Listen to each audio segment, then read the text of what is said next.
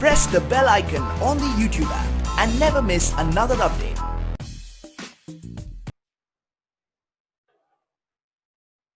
Hello everyone. In this video, we are going to study about the basic differences between the concept of solubility and dissolution. There are few terms which are usually used while we study about the dissolution or solubility. These are the basic terms that we listen whenever we start studying about biopharmaceutics or pharmaceutics. So the solubility and dissolution, these are the two terms which are used interchangeably, but yet they have a significance in some cases because there are some drugs which are not there is a concept of solubility limited and dissolution limited.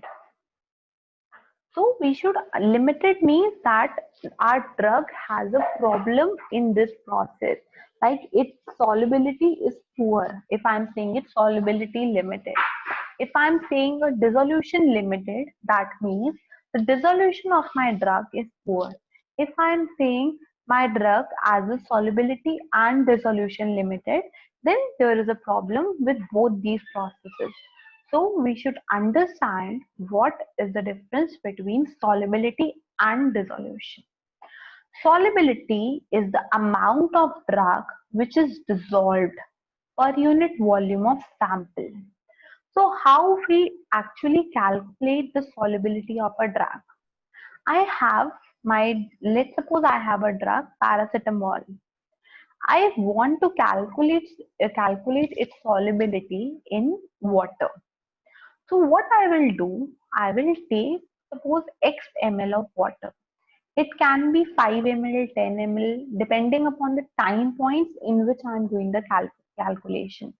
Suppose I have taken 5 ml of water and I have made a super saturated solution of paracetamol. Super saturated solution means that this solution is containing the drug more than what it can dissolve. That means we are able to see undissolved particles which are settled down either in the solution or they are moving in the solution. So the solution should be super saturated. Then only we will get the accurate, the absolute solubility. So we have suppose put use 5 ml of solvent and we have made a super saturated solution of my drug. Like I will keep on adding little bit mg of drug, and when I see it as a super saturated, I will use this solution and I will put this solution in a mechanical shaker bath. That mechanical shaker bath will continuously keep on shaking and shaking. What we will do that we will take the appropriate time would be 72 hours. We will shake this sample for 72 hours, and after that we will remove the solvent. We will remove the solvent. We have to filter our solvent. We have to filter this solution because we had made a supersaturated solution, so there are some undissolved particles of paracetamol are present in this solution. So we will filter out this solution and we will calculate the concentration of this drug in my water either using HPLC or UV. So I will get X mg per ml is the maximum amount of drug that can be soluble in this solution. This is not time dependent because we have given it a large duration of time, that is 72 hours, so that the maximum amount that it can dissolve, it will be dissolved. So this is all about what is drug solubility. Next is what is drug dissolution. This will take into account the time, that the amount of drug that is released per unit time per unit volume. So I will say that the dissolution rate, I will say it as a dissolution rate. And whenever there is a term called rate, that means we are talking in terms of time. So this will tell me that X mg of drug is soluble in 1 ml of solution per, like we can take it as per minute or per hour. This can be anything, like we are talking about per minute or we are talking about per hour. So we have to take into consideration time. It can be in minutes, it can be in hours, but usually we will take it in, like we will calculate our drug dissolution is like in 30 minutes, 45 minutes, because they are the ideal conditions for which are prescribed by my USP.